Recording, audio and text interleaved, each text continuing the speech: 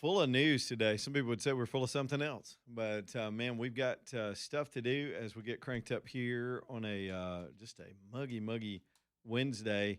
Temperature was hovering around 91 when I came in right now. I don't know what it is where you are, and we've got more news today on a possible tropical system in the Gulf of Mexico coming up in a couple of weeks. We'll get to all that stuff.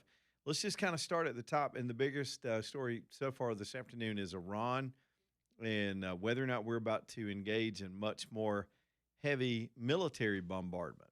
So here's how the story goes. Today, Trump sounding exasperated over this back and forth stuff on the deal. Again, this is Iran style. This is what the regime does.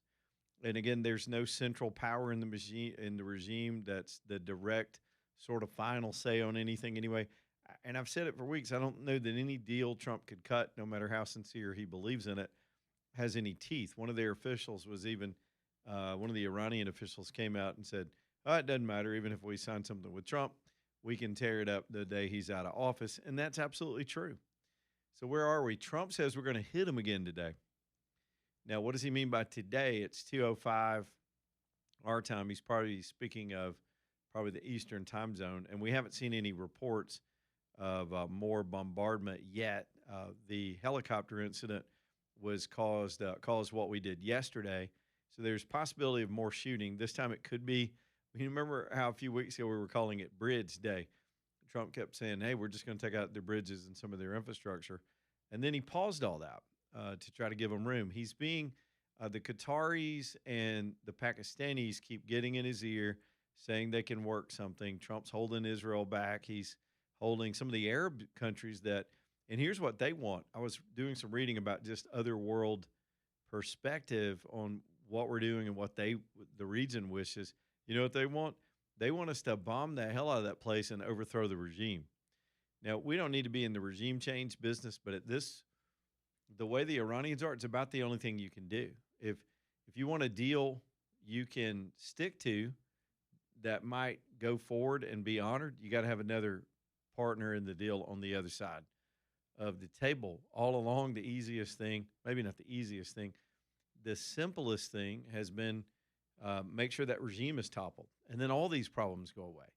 The nuclear ambition, the end times philosophy, all of the threats to the region, the terrorism that they've evoked around the world for 47 years, maiming and killing Americans and plotting attacks and disturbing the whole region. And so you read what some of the other countries around there, and it's funny, the Iranians are so bad. They've got the other neighboring states on the same page.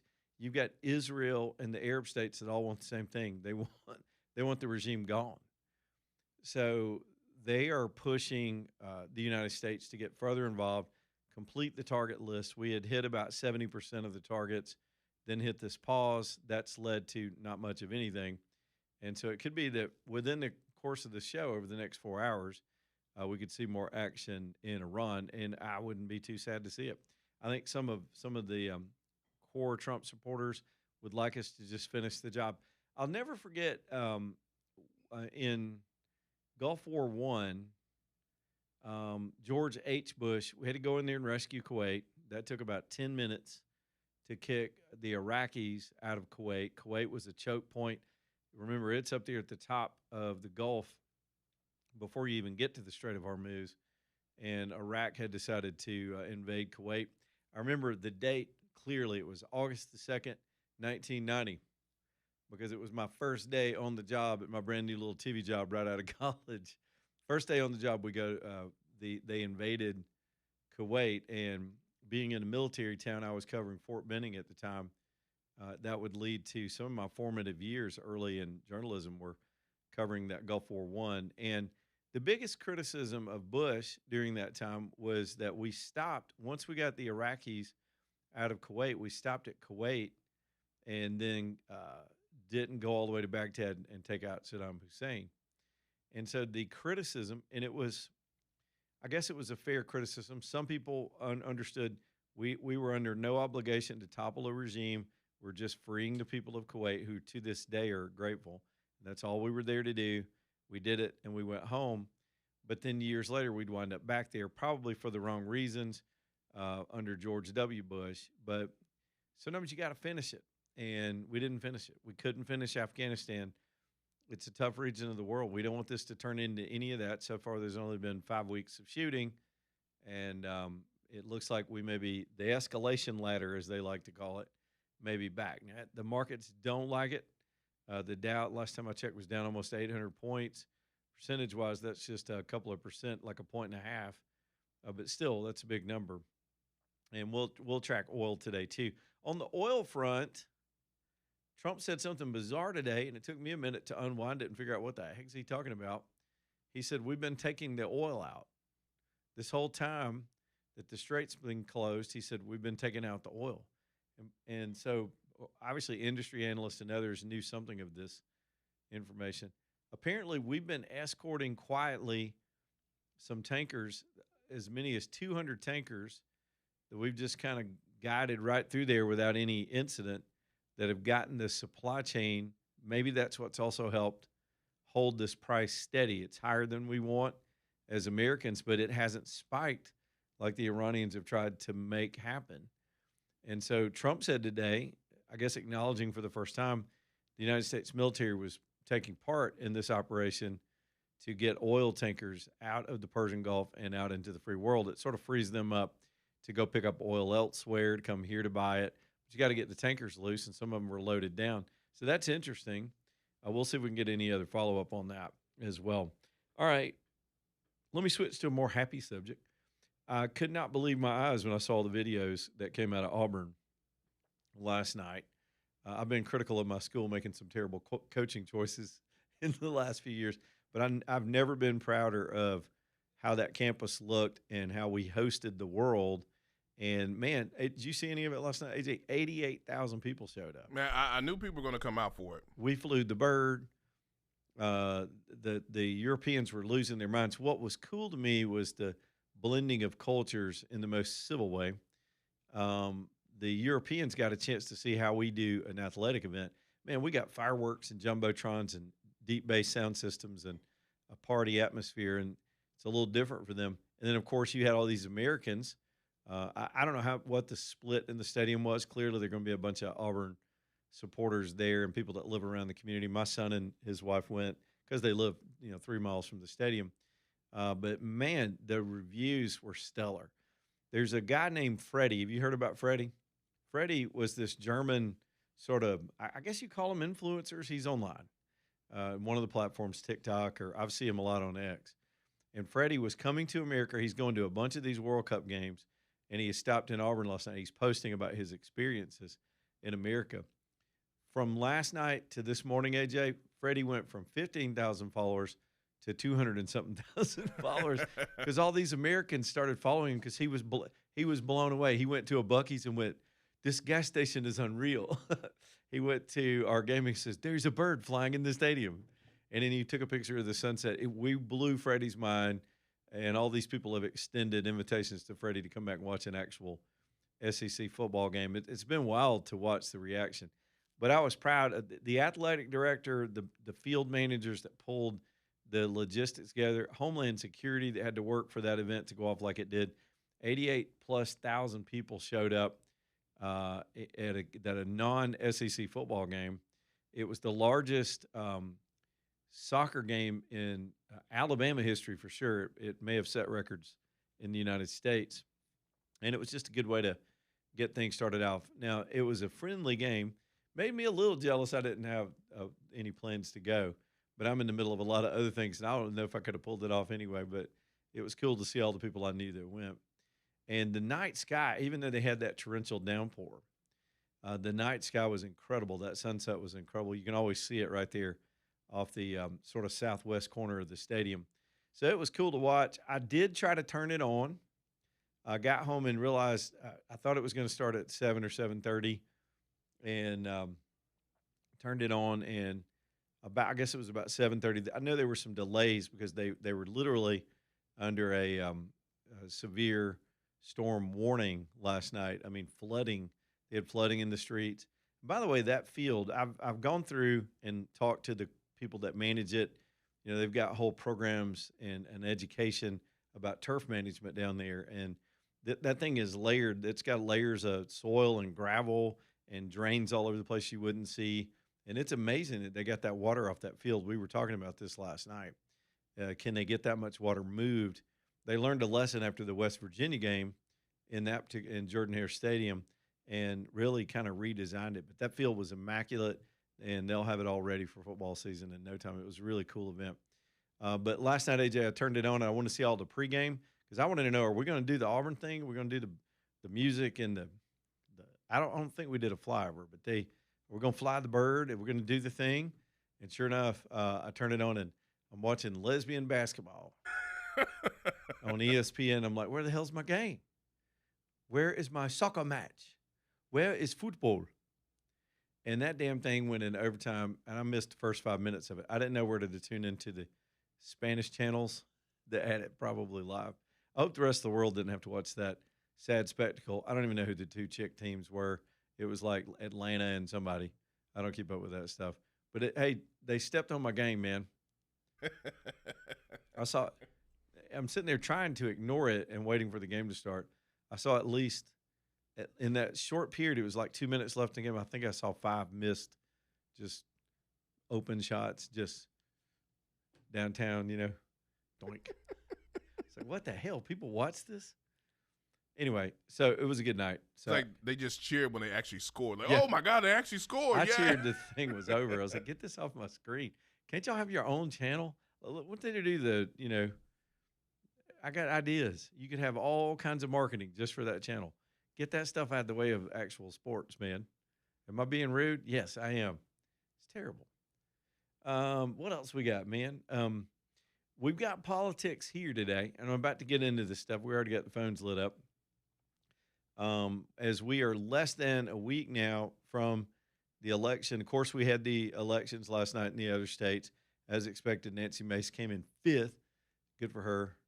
Glad she's done. Hopefully that's at the end of her in office anywhere. I don't know. I don't hate her. It's just people like that don't help. Freaking Lindsey Graham, though.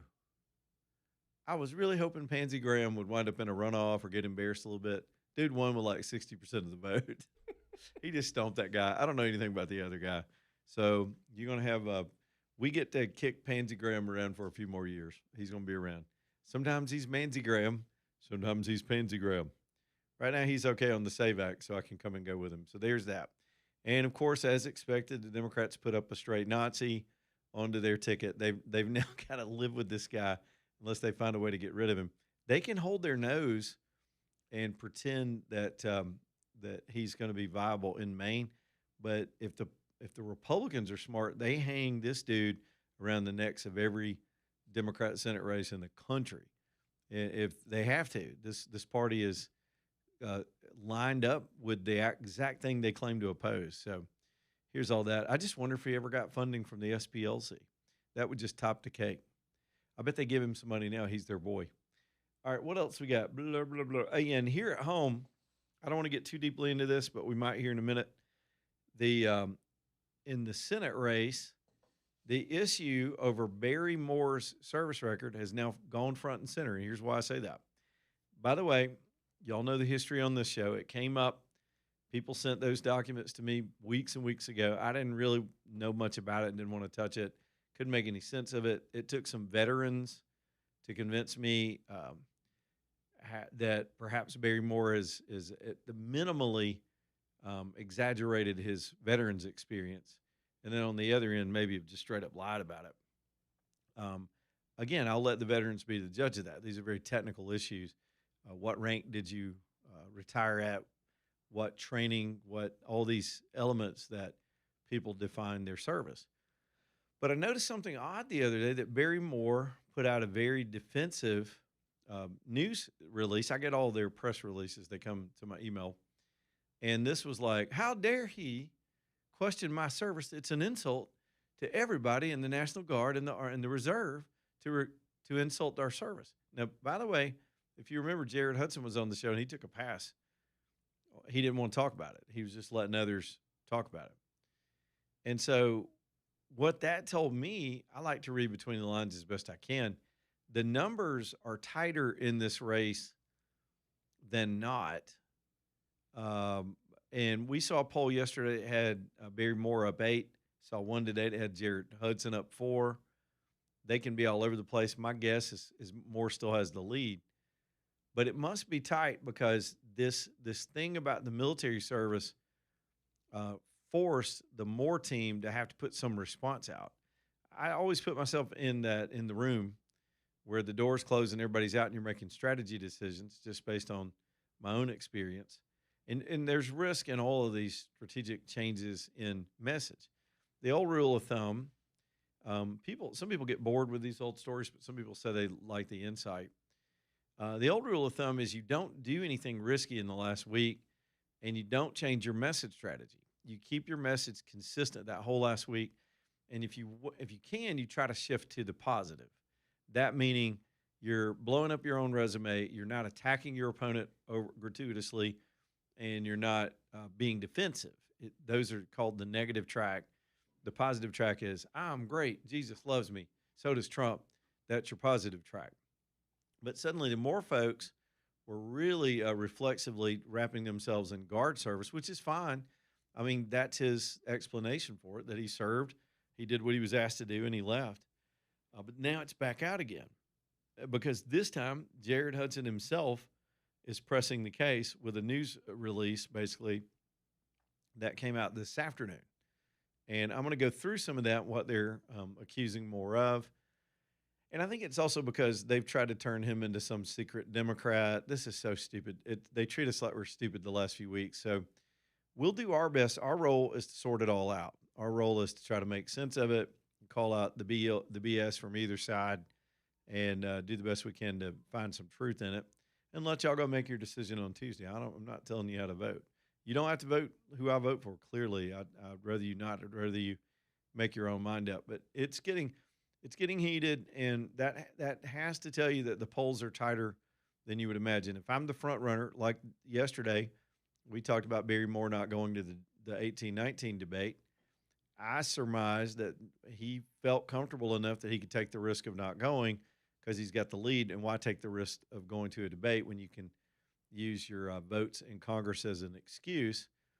And so he did, and that made sense to me. And now and then I see all this defensive stuff, and I'm like, this race is probably within 4 or 5 points.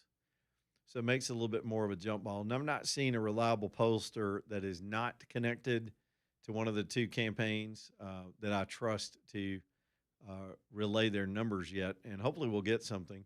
You gotta consider the source. So we're going to take calls on that. I'll walk through some of what Hudson's saying today. His folks have reached out to get him on. We're trying to figure that out maybe for tomorrow. If the Barry Moore folks want to be on, we'll put them on. And, of course, just to let y'all know, I'm out Friday. My man Jeff Poore is going to fill in on Friday. I've got to go to a very nice graduation ceremony for my son in New York. I'm so proud of him. Now that he's got his own boy, AJ, they don't appreciate you till they get their own. Mm-hmm. He now understands how I'm feeling, man. I'm all misty and proud of my boys. So I'll be out on Friday, but we'll try to get all we can get done then. And then, of course, deal with anything else early next week as we go toward the election. All right, I see Josh and Nick and Bill, everybody lined up over there on the phones. We're going to come straight to you. But first, let's get this break in here. Leland Live, Talk 99.5. Y'all stay tuned.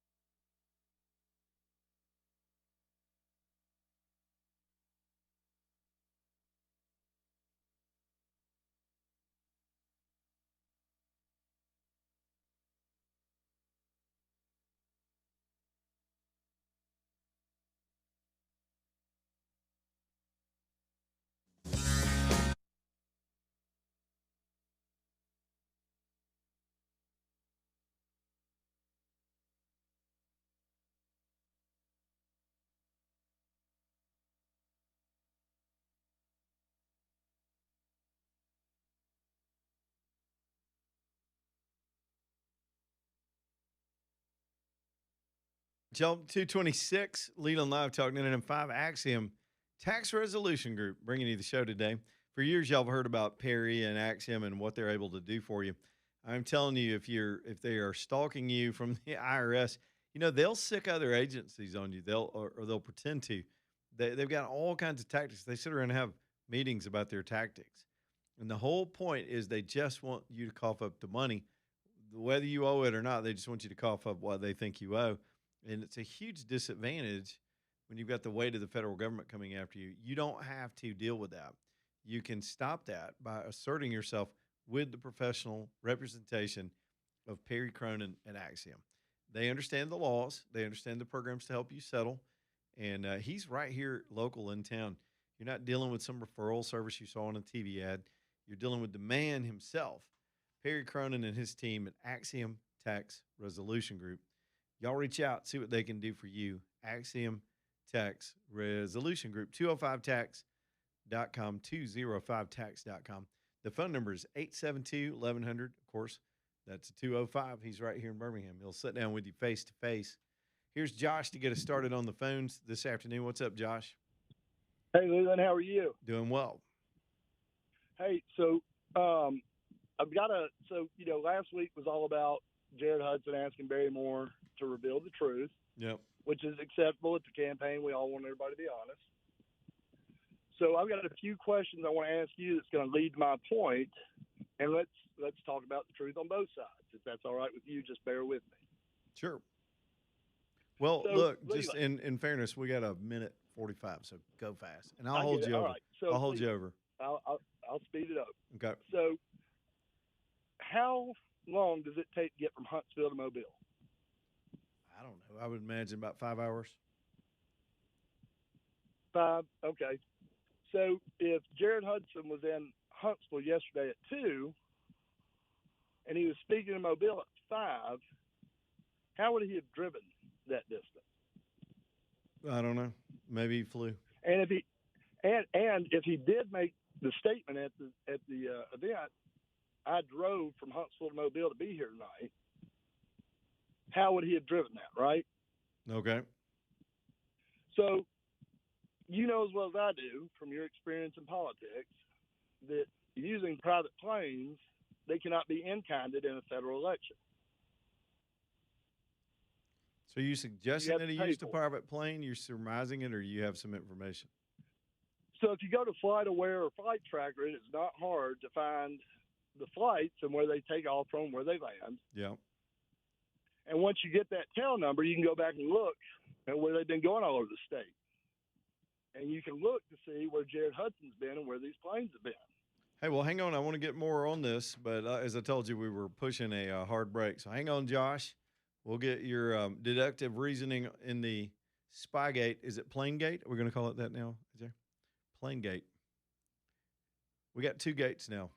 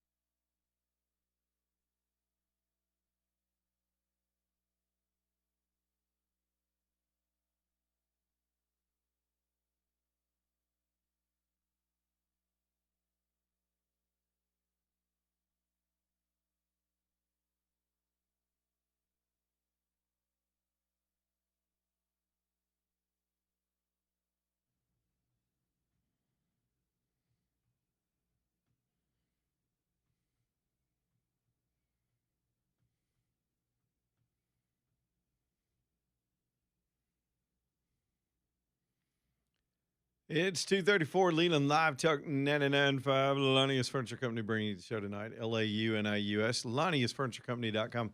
Man, they got the deals. The latest thing that Reggie's emphasizing. Look, if you go down there and you're not looking for a sectional, they got plenty of other stuff for the whole home, inside and out. As always, it's just a huge quality store. But sometimes Reggie will call me and focus on or send me pictures of just certain groupings or big things they've gotten in heavy shipments, and they're ready to move this stuff, so they price it right. And this stuff's good looking. They got this new sectionals that just came in. I think a couple of truckloads full, and they are fantastic, especially if you're putting together a World Cup watching party room or a football room or a movie room at your house where the whole family can just stretch out and get comfortable on these things. And you can buy as many pieces or few as you need and really build that furniture out, modular style, make it fit. Good looking colors and patterns, and some motion, some not, some powered with what they call the power chassis, and not. Y'all go check them out at Lonnie's Furniture Company. Some rooms in the house are stylish. Some rooms in the house are just comfortable. To me, this is comfort stuff. It's Lonnie'sFurnitureCompany.com, LAUNIUS, Lonnie'sFurnitureCompany.com. I want to give Josh time to complete his thoughts. He was going somewhere on a suspicion of flight activity. I suppose, if I can surmise, Josh, what you're saying is you believe that Jared Hudson is taking flights on private planes to some of these events. Yeah. So if you go to FlightAware Flight Tracker, unless you pay the $250, you can see up to May the 29th. Yep. And it just so happens that this exact plane with this exact tail number that went from Huntsville to Mobile yesterday has been at every single campaign city at the FBO that Jared has been at. Coincidence, maybe. Doubtful. Well, who owns the plane? So I don't want to make that public knowledge on the radio, but if you go back and and I'll give you the tail number off the air if you want it, so that way you can check it out yourself. Well, you know you've checked that out, right? Haven't you checked that out? I have, yes, sir. Well, tell me who owns the plane. I'm not going to say it on live on the radio. Why not? Because I don't feel it's my place to put somebody's name. Well, you're calling up here with innuendo about Jared Hudson. I mean, you ought to I'll just give you the tail number off the air, Leland, if you like. All right. Well, look, I know you were correct on. Let me just kind of think with you here, because I want to hear this. You can, of course, you cannot quote in kind to people that don't follow politics. That's where somebody gives you basically a gift, not cash, but you report that as an in-kind contribution, like they let you host an event at their venue or they cater something for you, whatever. You can't in-kind that in a Senate race, but you can pay the reimbursement rate for a typical flight from city to city. I don't even know what that would be in Alabama, but you can reimburse. So that's what I was going to say. If you go and you look at the federal finance campaign logs, Jared has not paid a dime for aviation at all throughout his entire campaign. Oh, has he been flying the whole campaign? Well, at least from May the 29th, this plane has been flying to the exact same places that Jared's. Well, I mean, the owner of the plane would be the most key fact there, would it not? Well, and the owner of the plane, it is factual that he has voted in Democrat races and Democrat primaries. Voted in Democrat primaries, or is a Democrat, or is he a well-known figure since it's a mystery? He is well enough known in his area of the world. Okay. Well, I'll just ask Jared about it. I think he's trying to come on tomorrow. I think we've got a time. I'm working on that right now.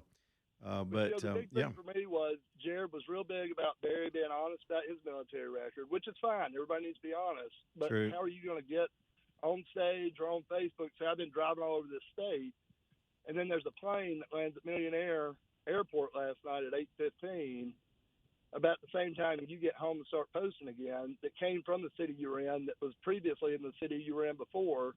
And let's just call a spade a spade. It's physically impossible to drive from Huntsville to Mobile in 3 hours. So what's the accusation that Jared's taking flights and not reporting them? Is that what you're saying? Well, he's on private planes and he's not paying for them. Well, he might not have reported it yet. If it's within the window of when's has the last reporting period covered the time period that you've tracked since the end of May, like June, I guess?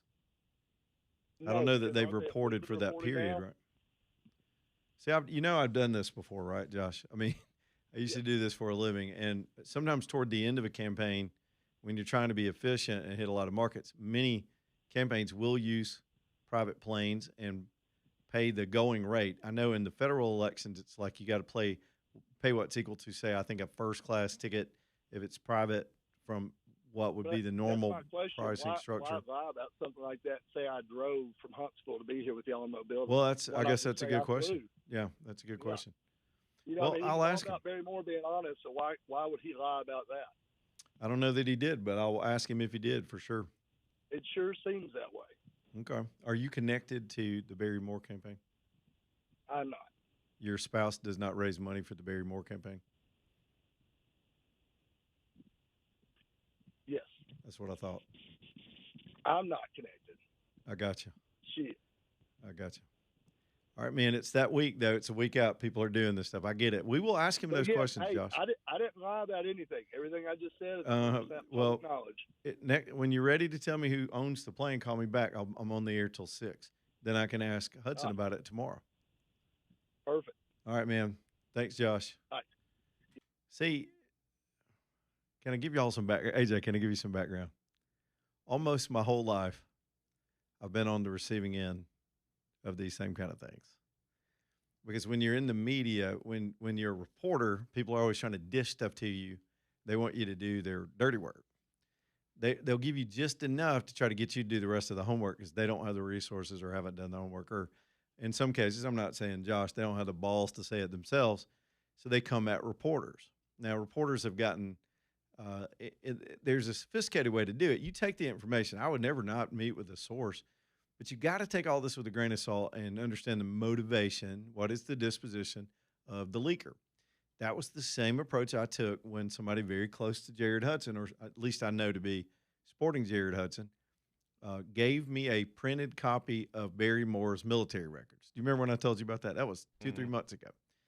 I didn't feel it appropriate for me to do the dirty work of reading these records on the air when I didn't personally understand the controversy. So I sort of skipped it. We mentioned it, and then callers started bringing it up, and now it's front and center. The Hudson team has now decided to take ownership of the accusations. And I was going to read you through some of that stuff, and we'll do it here in a minute. But I've applied the, even though y'all know I know Jared as a friend and will be voting for him, I'm skeptical of his folks too. I don't just take the stuff carte blanche. But when it's good, if it connects, okay, if I were back in mainstream reporting and just trying to put a piece out, I would have to ask the same questions I just asked Josh. I need the details. You're the one making the accusation. Give me everything you got that makes it fit in my mind, not innuendo. AJ knows I've got a long policy on the show that we don't do a lot of innuendo. We also don't do inyo-outdo. Mm-hmm. It is, even though it is Pride Month. Come on, man, you can rim shot that. I knew you knew you had to know that was coming. I said innuendo, and then I said inyo-outdo. That's that joke's at least 15 years old. I mean, that phrase. Let's go to Nick, and then I'll go through some of this latest stuff between Hudson and Moore. And let me predicate before I go to Nick and say this. I really think both of these guys are good guys, and this is what politics will do to people at the end. You're making schoolyard accusations with loose facts sometimes. And we'll get to the bottom of it as best we can. Nick, what's up, buddy? Hey, you sniffed that one out pretty quick. Well, I got people that know people. You think Epstein owns the plane? Say what now? So you think Epstein owns the plane? See, that's what I'm getting at. Drop that bomb in my lap and let me go with it the rest of the afternoon. Who owns the plane? If it's not a suspicious owner and the campaign is playing by the rules, because I've done this. Somebody else, you say, we need a plane because we got to get in 5 cities in 2 days. You can't wear your candidate out, so you get a plane. And then they bill you for the plane. And when you pay the bill, you put it on the report. And we're within 40 days of that cycle, so nobody would even know yet. So I don't know what the also the mindset of like who actually cares, but whatever. I know it's technical. Speaking of Pride Month, so Seattle has already designated their game gay pride game. Seattle has. Okay. So Seattle, yeah. Yep. Guess who FIFA thought it would be a good idea to have play in that game? Who? Iran. And Egypt. So at the end of the game, the Iranian team is going to take all the gays up to the roof of the stadium and throw them off. I mean, I think it should create some interesting fan dynamics. Yeah, I wonder how that's going to go. I think the cherry on the top should be Trump going to the game. Last night I was watching I had to turn over and get a highlight from the Spanish broadcasters that were covering the game because this is the moment I was waiting for last night. Messi scored a goal in Auburn. I mean, that was just history especially if you're connected to the school. And I just am learning about Messi, but you could argue he's probably the most well-known athlete in the world, probably the most well-paid athlete on the planet just because of the size of soccer. But, AJ, I finally heard the guy last night go, he wound it up like this. He goes, and I got to thinking, we do that too. We go, touchdown, Auburn. And he went, Argentina. It was fun. That was pretty good. Yeah, I was watching the highlights. I passed out before the game was over, though. Can you imagine how some of the Birmingham people that went to that thing probably wasn't over until 10 o'clock.